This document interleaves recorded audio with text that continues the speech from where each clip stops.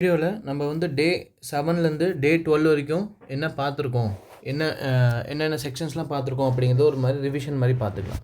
So வீடியோவில் சொன்ன மாதிரி ரொம்ப டீட்டெயிலாக சொல்லாமல் ஜஸ்ட் இந்த செக்ஷனுக்கு என்ன அப்படிங்கிறது மட்டும் டீட்டெயிலாக பார்ப்போம். ஐபிசி செக்ஷன் இதில் சைடில் எழுதியிருக்கு, அதை நீங்கள் நோட் பண்ணிக்கோங்க. ஏன்னா திருப்பி இதை ரிப்பீட்டடாக சொன்னேன்னா இந்த வீடியோ இன்னும் கொஞ்சம் பெருசாக போகும். ஏன்னா இந்த வீடியோவில் நம்ம வந்து பார்த்திங்கன்னா 32 செக்ஷன்ஸ் பார்க்க போகிறோம். ஸோ இந்த 6 டேஸில் வந்து பார்த்திங்கன்னா நம்ம 5 செக்ஷன் பொறுமையாக ஒரு நாளைக்கு பார்த்துருப்போம். இப்போது படித்ததை திருப்பி ரிவைஸ் பண்ணும்போது தான் நம்மளுக்கு மனசில் பதியும். ரிப்பீட்டடாக அது கேட்கும்போது நம்மளால் ஈஸியாக வந்து ஓகே இதுனா இது அப்படின்னு சொல்லி நம்மளால் பண்ண முடியும். இப்போ ஐபிசிலாம் எடுத்துட்டிங்கன்னா இப்போ நார்மலாக வந்து பார்த்திங்கன்னா இப்போ 96னா ப்ரைவேட் டிஃபென்ஸ்னு தெரியும், இல்லைனா தெஃப்ட்னா 378ன்னு தெரியும். அதுக்கப்புறம் வந்து பார்த்திங்கன்னா இப்போ ரேப் டெஃபினிஷன் 375, அதுக்கப்புறம் பனிஷ்மெண்ட்லாம் வந்து பார்த்திங்கன்னா 376 அப்படிங்கிறதுலாம் தெரியும். ஈவன் 420 அப்படின்னு சொன்னாவே நம்மளுக்கு தெரியும் பனிஷ்மெண்ட் ஃபார் சீட்டிங்னு. பட் ஜென்ரலாக வந்து 420 சொன்னால் சீட்டிங் நம்ம சொல்லுவோம். 415 வந்து பார்த்திங்கன்னா டெஃபினிஷன் சொல்லியிருப்பாங்க, 420 பனிஷ்மெண்ட். இதெல்லாம் ரிப்பீட்டடாக நம்ம எங்கேயாச்சும் கேட்டிருப்போம், அது ரிலேட்டடாகவே போயிட்டுருப்போம். பட் அதே மாதிரி தான் பிஎன்எஸ்சி நம்ம வந்து ரிப்பீட்டடாக அது எவ்வளோ அதிகமாக கேட்குறோமோ அவ்வளோ சீக்கிரமாக நம்மளால் செக்ஷன் ஞாபகம் வச்சுக்க முடியும். அதுதான் வந்து இந்த சீரீஸ்க்கான இன்டென்ஷன். ஸோ டெய்லி ஒரு 5 செக்ஷன் கேட்டுட்டு அதை ரிப்பீட்டடாக திருப்பி பார்த்தோம் அப்படின்னா, இல்லைன்னா ரிப்பீட்டடாக நம்ம நோட்ஸை வந்து சும்மா ஜஸ்ட் அசை போடுற மாதிரி, மாடி எப்படி அசை போடுமோ அது மாதிரி நம்ம அசை போட்டோம்னா நம்மளால் ஈஸியாக வந்து ஞாபகம் வச்சுக்க முடியும். ஸோ இந்த 32 செக்ஷன் என்னென்னு பார்த்துடலாம். ஃபஸ்ட் வந்து பார்த்திங்கன்னா செக்ஷன் 303 என்னென்னு பார்த்தோம். அதில் தான் தெஃப்ட்டுன்னு என்ன சொல்லியிருக்காங்க. ஓகேங்களா, ஐபிசி நம்ம இப்போ பார்த்தோம், பட் ஆனால் இனிமேட்டு சொல்லலை. செக்ஷன் 303 தெஃப்ட் ரிலேட்டடாக இருக்குது, அதுக்கான இன்க்ரீடியன்ஸ் என்னங்கிறது பார்த்துக்கோங்க. நெக்ஸ்ட் வந்து பார்த்திங்கன்னா 308 என்னென்னு பார்த்தீங்கன்னா எக்ஸ்டார்ஷன். ஸோ எக்ஸ்டார்ஷனுங்கிறது மோஸ்ட்லி மிரட்டி வாங்குறது 308. ஓகேங்களா. 309 வந்து பார்த்திங்கன்னா அது ராபரி. இந்த ராபரியிலேயும் பார்த்திங்கன்னா தெஃப்ட் எக்ஸ்டார்ஷன் ரெண்டுமே இருக்கும். ஸோ அதனால தான் வந்து பார்த்திங்கன்னா கனெக்டடாக வரிசையாக அது கொடுத்துருக்காங்க. நெக்ஸ்ட் 310 வந்து பார்த்திங்கன்னா டக்காய்டி. ஸோ 10 டக்காய்டின்னு சொல்லும்போது ராபரி பண்ணுறது 5 பேர் இல்லைன்னா 5 பேர்த்துக்கு மேலே பண்ணால் அது வந்து டக்காய்டியாக மாறிடும். நெக்ஸ்ட் வந்து பார்த்திங்கன்னா 314 வந்து பார்த்திங்கன்னா டிஸ்ஆனஸ்ட் மிஸ்அப்ரோப்ரியேஷன் ஆஃப் ப்ராப்பர்ட்டி. ஓகேங்களா.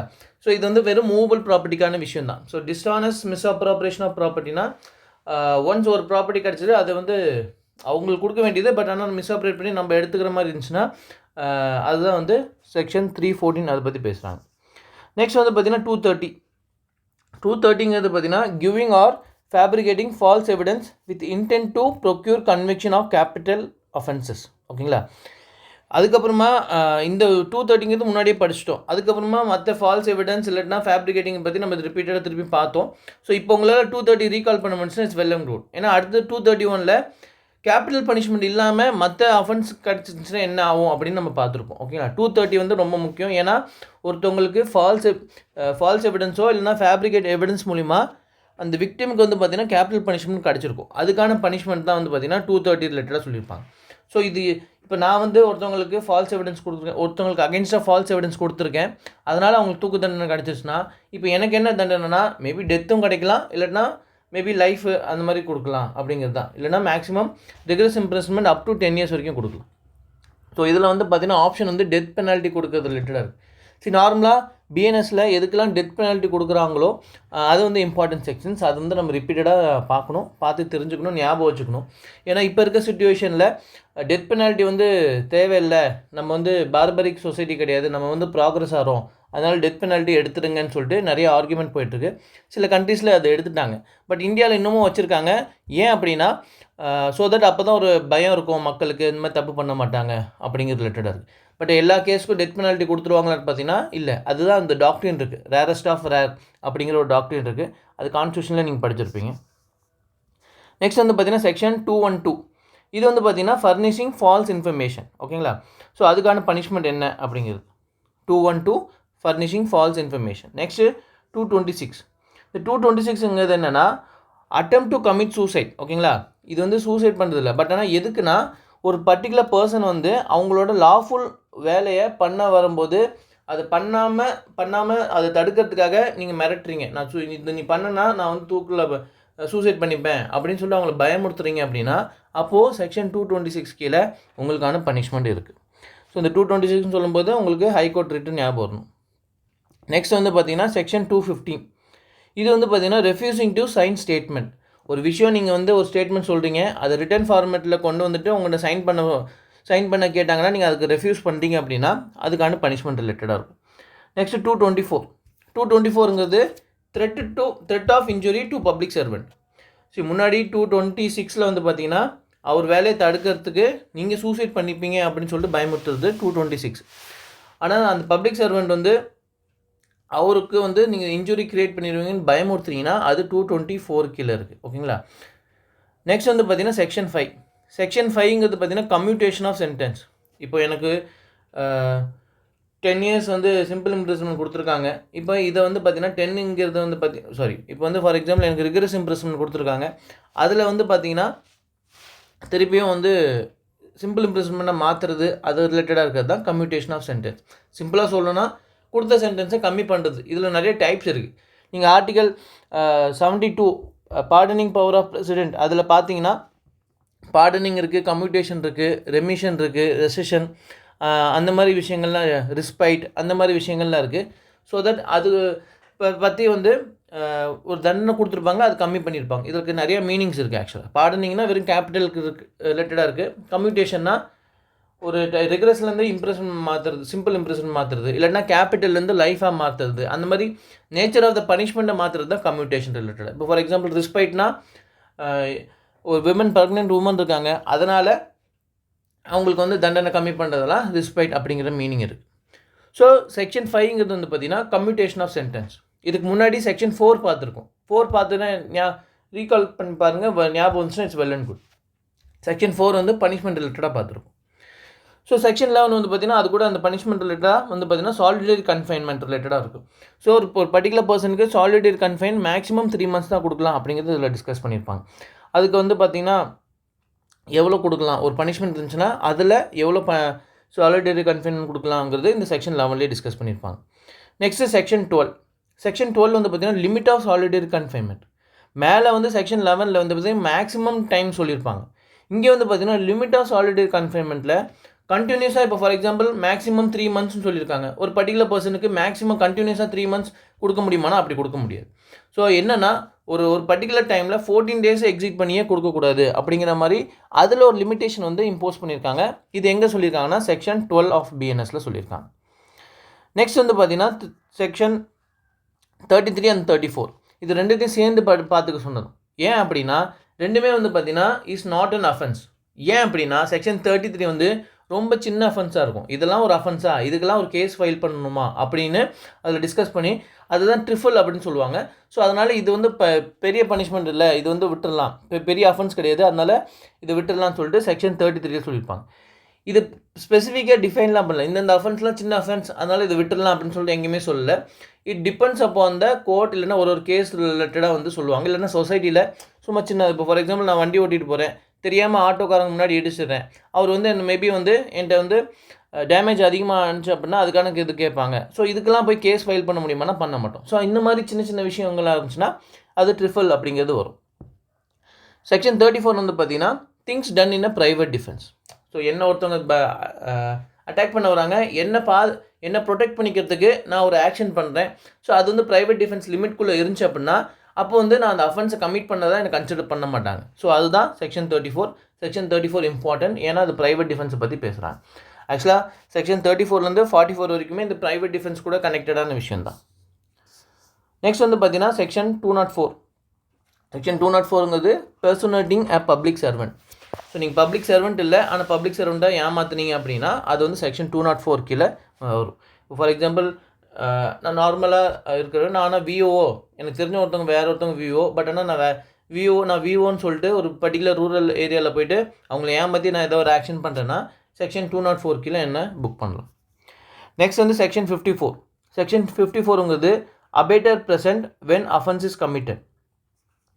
ஸோ நார்மலாக நான் இப்போ இங்கே இருக்கேன், வீட்டில் இருந்துக்கிட்டு ஒரு விஷயத்தை எக்ஸுங்கிற பர்சனை அபேட் பண்ணி வேறு இடத்துல போய்ட்டு அவர் அஃபென்ஸ் கமிட் பண்ண வைக்கிறங்கிறது நார்மல் அபேட்மெண்ட் ரிலேட்டடாக. பட் ஆனால் அவர் எங்கே போய் க்ரைம் கமிட் பண்ணுறாரோ அங்கே என்னோட ப்ரெசன்ஸும் இருக்குது அப்படின்னா இங்கே டிகிரி ஆஃப் அஃபென்ஸ் வந்து அதிகமாகுது. ஸோ தட் அதனால் பனிஷ்மெண்ட்டும் அதிகமாகும். இது கூட கனெக்டடாக இருக்கிறது வந்து பார்த்திங்கன்னா section 49 and section 3 clause 5. 3 clause 5 49 என்னங்கிறது ரீகால் பண்ணி பாருங்கள், நான் இப்போ சொல்லலை. சப்போஸ் தெரியல அப்படின்னா திருப்பியும் போய் புக் எடுத்து பாருங்கள். நெக்ஸ்ட் இது ஏன் அப்படி புக்கு போய் எடுத்து பாருங்கன்னு சொன்னேன்னா, ஸோ தட் நம்ம யோசிச்சு ஃப்ரீ டைமில் இருக்கும்போது யோசிக்கும்போது அதை நம்மளால் ரீகால் பண்ண முடியலன்னா அப்போ வந்து ஒரு பாஸ் விட்டுட்டு அதுக்கப்புறமா பார்த்தோன்னா நம்ம மனசில் கொஞ்சம் பெட்டராக பதியும். ஸோ அந்த ரீசன்னால தான் சொல்கிறது. ஓகேங்களா. நெக்ஸ்ட் வந்து செக்ஷன் 88 வந்து பார்த்தீங்கன்னா காசிங் மிஸ்கேரேஜ். ஸோ ஒருத்தவங்க ப்ரெக்னெண்ட்டாக இருக்காங்க, அதனால் வந்து அவங்க கருவை வந்து கலைச்சிட்டாங்க அப்படின்னா அதுக்கான பனிஷ்மெண்ட் ரிலேட்டடாக இருக்கும்.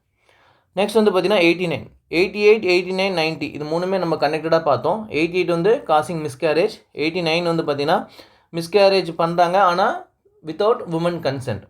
செக்ஷன் 90 வந்து பார்த்தீங்கன்னா அந்த மிஸ்கேரேஜ் பண்ணும்போது அவங்களுக்கு டெத் ஆயிடுது.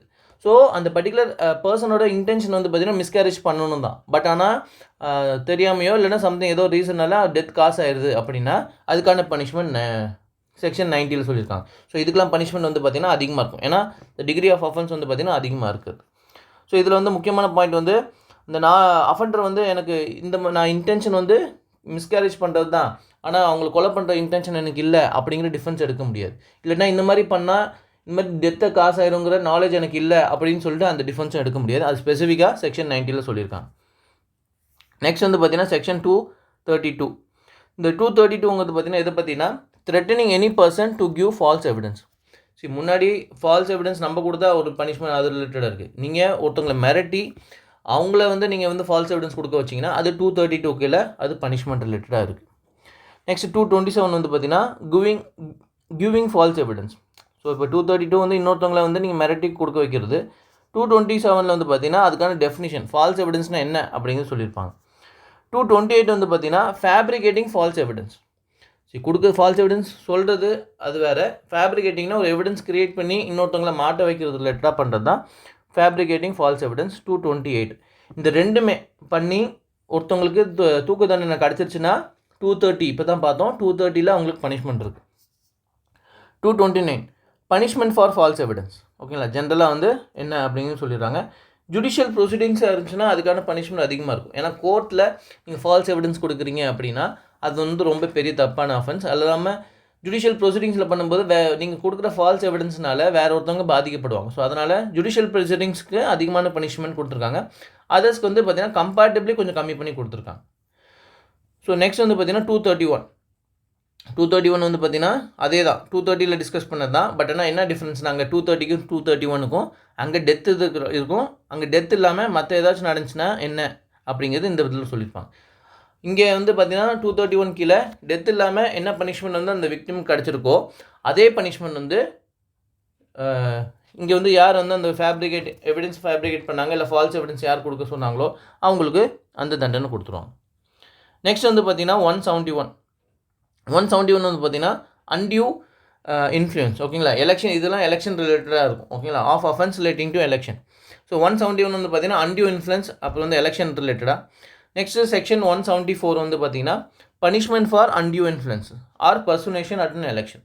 ஸோ ஒருத்தங்களை இன்ஃப்ளூயன்ஸ் பண்ணுறீங்க, அதே மாதிரி இல்லைன்னா வந்து ஆள் மாற்றம் பண்ணிங்கன்னா அதுக்கான பனிஷ்மெண்ட் ரிலேட்டடாக சொல்லியிருப்பாங்க. அப்போ இந்த பர்சுனேஷனோட டெஃபினேஷன் பார்த்திங்கன்னா 172 சொல்லியிருப்பாங்க. ஸோ இன்பிட்வீனில் பார்க்கும்போது நம்மளுக்கு ஈஸியாக விஷுவல் பண்ணிக்கலாம் அப்படிங்கிறதுக்காக தான் மேபி 171 அண்ட் 172 கொடுத்துட்டு அதுக்கப்புறமா 174 சொல்லியிருக்கலாம். பட் ஆனால் ரெண்டுத்துக்கான பனிஷ்மெண்ட் வந்து நடுவில் சொல்லியிருக்கறனால ஒரே செக்ஷனில் சொல்லியிருக்காங்க, நான் இன்பிட்வீனில் அதை மென்ஷன் பண்ணியிருக்கேன். ஸோ அது விஷுவலைஸ் பண்ணிக்கலாம். 171 கீழே வந்து பார்த்திங்கன்னா 172, நடுவில் வந்து பார்த்திங்கன்னா 174 அப்படின்னு ஞாபகம் வச்சுக்கோங்க. நெக்ஸ்ட் வந்து பார்த்திங்கன்னா 175 வந்து பார்த்திங்கன்னா ஃபால்ஸ் ஸ்டேட்மெண்ட். ஓகேங்களா. எது ரிலேட்டடானா எலெக்ஷன் ரிலேட்டடாக சொல்லியிருக்கிறது வந்து பார்த்திங்கன்னா 175. ஸோ இதெல்லாம் பனிஷ்மெண்ட்லாம் வந்து கம்மி தான், ஃபைன் ரிலேட்டடாக தான் கொடுத்துருப்பாங்க. இட்ஸ் அ காம்பவுண்டபிள் அஃபென்ஸ் மாதிரி தான் இதில் கொடுத்துருப்பாங்க. நெக்ஸ்ட் வந்து பார்த்திங்கன்னா 176 illegal payment in connection with election. Illegal payment. நம்ம வந்து கிரிமினல் கான்ஸ்பிரசி பார்க்கும்போதே அஃபென்ஸ்னா என்ன, அன்லாஃபுல்னா என்ன, இல்லீகல்னா என்ன அப்படிலாம் பார்த்தோம். மேபி ஆர்டராக சொல்லணும்னா இன்னர் சர்க்கிள் அஃபென்ஸ், அதுக்கப்புறமா இல்லீகல், அதுக்கு மேலே வந்து பார்த்திங்கன்னா அன்லாஃபுல் அப்படிங்கிறது பார்த்தோம். நெக்ஸ்ட் வந்து பார்த்திங்கன்னா ஃபெயிலியர் டு கீப் செக்ஷன் 177 வந்து பார்த்திங்கன்னா failure to keep election account.